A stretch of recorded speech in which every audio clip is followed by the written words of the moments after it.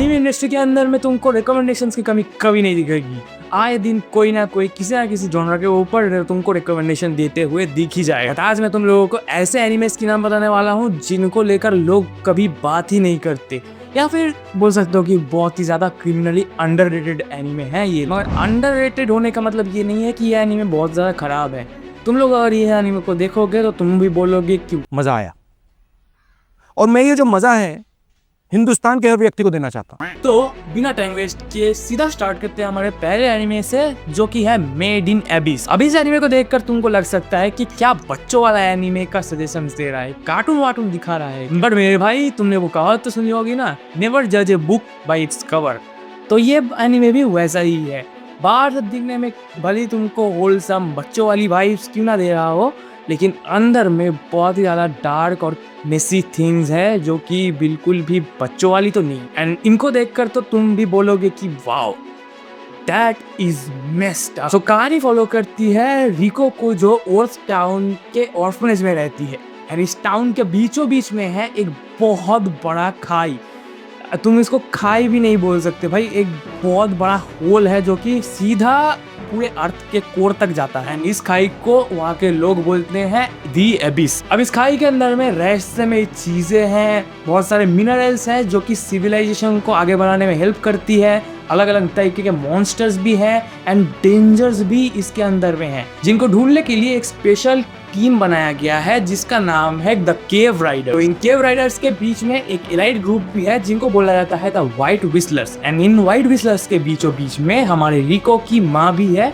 And इनके पास सिर्फ authority होता है कि एबिस के डीपेस्ट पार्ट में ये एक्सप्लोर कर पाए। एबिस के अंदर में एक कर्स डिसाइड करता है कि जितना तुम गहरा जाओगे एबिस के अंदर में, उतना ही बड़ा और डेंजरस कर्स तुम्हारे ऊपर लगेगा, जिसको वहाँ के लोग एबिस का कर्स बोलते हैं। क्योंकि अगर तुम उसने गहराई से वापस ऊपर भी आ जाते हो, उसके बाद भी जो डेंसिटी से तुम गुजर रहे हो, उसकी वजह से तुम्हारे बॉडी में एक बहुत ही भयंकर तरह के चेंजेस देखने को मिलेंगे, जिसकी वजह से तुम मर भी सकते हो। जिसका मतलब है कि तुमको कॉन्सिक्वेंसेस भुगतने पड़ेंगे अगर तुमने एबिस के नेचर के साथ थोड़ा सा भी खिलवाड़ किया तो ये कहानी फॉलो करती है रिको के जर्नी को, कि कैसे वो व्हाइट विस्लर बनने के लिए एबिस के बीचों बीच में जाती है एंड अपने माँ को भी ढूंढने के लिए वो मेहनत करती है। और उसी के साथ साथ हमको एबिस के बीचों बीच में घिरे हुए बहुत सारे राज के बारे में भी पता चलता है। एंड मेड इन एबिस के तुमको 2 सीजन्स देखने को मिलेंगे जो कि कुल मिला के 25 एपिसोड्स के हैं। एंड इसके साथ साथ तुमको एक मूवी भी देखने को मिलेगी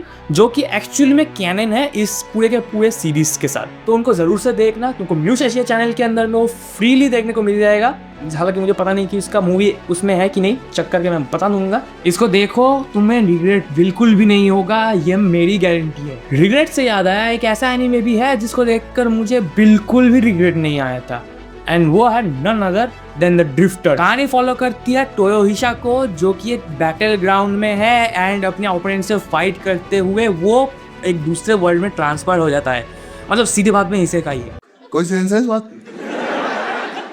दूसरे बाकी एनिमेस की तरह ही इस एनिमे में भी तुमको ड्वार्फ्स, एल्व्स, जायंट्स, ड्रैगन्स दिखने को मिल जाएंगे। लेकिन उसी के साथ साथ तुमको एक और चीज़ भी देखने को मिलेगी जो कि है इसका गोर एंड वायलेंस। लेकिन इसको देखकर तुमको मज़ा बहुत आएगा, क्योंकि ये टिपिकल हमारे इसेकाइज की तरह सेम स्टोरी को फॉलो नहीं करता है। ये एक डिफरेंट काइंड का अप्रोच रखता है, डिफरेंट थीम रखता है, लेकिन तुमको मजे जरूर देता है। जहाँ पे ये इसेकाई का वर्ल्ड एक वॉर के बीच में फंसा हुआ है एंड ये वॉर बेसिकली फोकस्ड करता है ड्रिफ्टर्स के अराउंड। एंड ये ड्रिफ्टर्स वही अदर वर्ल्ड से आए हुए बंदे हैं, यानी कि हमारे मेन प्रोटैगनिस्ट एंड उसी के साथ साथ और भी कई लोग जो कि अदर वर्ल्ड से आए हैं। ये थीम रख के चलती है कि ड्रिफ्टर्स को कैसे मारा जाए एंड कैसे ह्यूमैनिटी को तबाह करके एक नए वर्ल्ड का आगाज किया जाए। और चूंकि इसके अंदर में बहुत ही ज़्यादा वायलेंस और गोर दिखाया गया है, तो जिनको ये सब चीज़ें पसंद है उनके लिए मज़े हैं भाई। बाकी इसके 12 एपिसोड्स हैं, तुम एक दिन में देखकर पूरा का पूरा एपिसोड ही खत्म कर सकते हो, कोई इशू नहीं आएगी तुम। लेकिन काफ़ी हो गई फैंटेसीज की बातें, अब आते हैं हमारे नेक्स्ट एनीमे की तरफ जो कि है टेरर इज रेजरेंस। एंड ये बिल्कुल भी फैंटेसी टाइप का एनीमे नहीं है। अब ये एनीमे फॉलो करता है 2 टीनेज बॉयज को जिन्होंने एटॉमिक बॉम्ब का एक प्रोटोटाइप चुरा लिया है। हाँ, एटॉमिक बॉम्ब का प्रोटोटाइप चुरा लिया है। एंड अब उसी की मदद से वो दोनों जापान के अलग अलग शहरों में टेररिस्ट अटैक्स करवाते हैं, जिसकी वजह से पूरे के पूरे जापान के अंदर कोलिजन मचता है। बट इसमें एक ट्विस्ट है, हर एक बॉम्ब को फोड़ने से पहले वो लोग इंटरनेट में एक वीडियो डालते हैं एंड उस वीडियो में एक रिडल वो सामने रखते हैं, जिस रिडल को अगर सॉल्व कर लिया जाए तो फिर वो लोग बॉम्ब को ढूंढ सकते हैं एंड बॉम्ब को ढूंढ के डिफ्यूज भी कर सकते हैं। तुमको वो चांस देंगे कि जाओ अपने केओस के बीच में बॉम्ब को ढूंढो। एंड ऑनेस्टली ये सुनने में तुमको बैटमैन के जैसे स्टोरीज की वाइब्स देंगी, जहाँ पे बैटमैन को जोकर या फिर रिडलर या फिर ऐसे ही कई सारे लोग थ्रेड्स देते हैं एंड ऐसे ही कैम वीडियोस बना के भेजते हैं कि हाउ मेरे इस रिडल का समाधान ढूंढो, एंड बैटमैन आगे जाके उन सभी रिडल्स को ढूंढ भी लेता है एंड उनकी वजह से विलेंस को पकड़ भी लेता है। एंड ये स्टोरी काइंड ऑफ उसी तरीके की है, लेकिन थोड़ा यूनिक वे में प्रेजेंट किया गया है, जहाँ पे हर एक एपिसोड के साथ साथ एक एक राज तुम्हारे सामने ओपन होंगे कि क्यों ये लड़के लोग हमारे सामने ये टेररिस्ट अटैक करवा रहे हैं, उनका क्या मकसद है, उनका पास्ट क्या है, क्यों वो लोग ऐसे हैं। ये हमको उसी एनिमे के अंदर में दिखाया गया है। एक ही सीजन है, 11 एपिसोड्स का है, तो तुम एक दिन के अंदर में ही क्यों देख के इसको खत्म कर सकते हो। बहुत ज्यादा डार्क सजेशंस हो गए नहीं?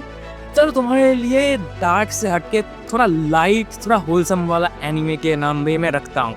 एक्चुअली ये होलसम तो नहीं है, लेकिन हाँ लाइट जरूर है, एंड वो एनिमे है none other than Trigun Stampede. And इस ट्राइगन का एनिमे अगर तुम लोगों ने देखा है या फिर सुना भी होगा तो तुमको पता होगा कि 90s का एक बहुत ही फेमस एनिमे है ट्राइगन, एंड इसके एनिमे को एक रिबूट मिला है जो कि ट्राइगन स्टैम्पीड के नाम से जाना जाता है। एंड इसको लेकर क्रिटिक्स के मन में बहुत ज़्यादा मिक्स्ड फीलिंग्स थे कि नॉस्टैल्जिया को क्यों रिबूट करने की ज़रूरत थी, पुराना वाला बहुत बढ़िया था। लेकिन ऑनेस्टली जब मैंने इसका रिबूट ट्राई किया तो मुझे उतना ज़्यादा भी प्रॉब्लम नहीं आया।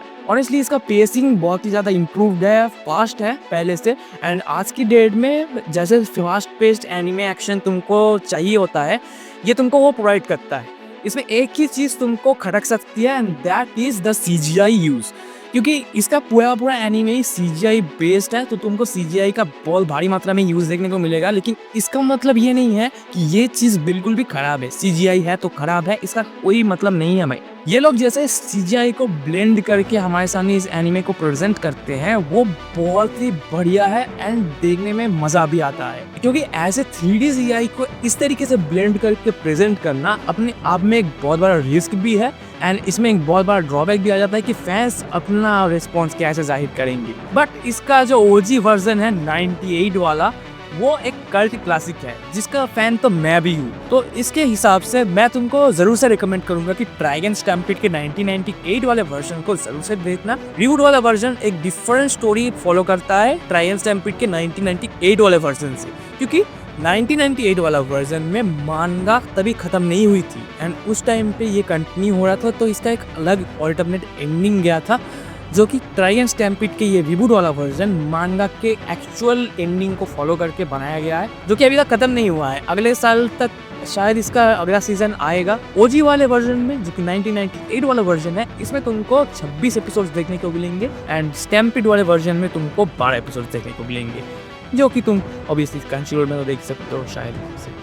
तो हमारे लिस्ट को ख़त्म करने से पहले मैं 2 ऑनरेबल मेंशंस के नाम ज़रूर से रखना चाहूँगा, जिनको तुम लोग देखना बिल्कुल ही मिस मत करना। जिन दोनों का नाम है हेलसिंग अल्टीमेट एंड उसी के साथ साथ सोनी बॉय। ये दोनों हॉनेस्ट ओपिनियन है मेरे कि इनको देखो, इन दोनों एनिमेस को देखो, तुमको मज़े ही आ जाएंगे। एंड 5th प्लेस पे आते हैं हमारे एक बहुत ही कलरफुल एनिमे जिसको बनाया है विच स्टूडियो ने, जिन्होंने attack on Titan and villain saga जैसे एनिमेस भी बनाया है एंड उसी के साथ साथ दी वन पीस के ऊपर भी उनका काम चल रहा है। एंड इस एनिमे का नाम है Vivy Fluorite Eye's Song. And visually अगर बात करने जाए तो ये एनिमे प्रोबेबली इस लिस्ट के सभी को टॉप कर सकता है।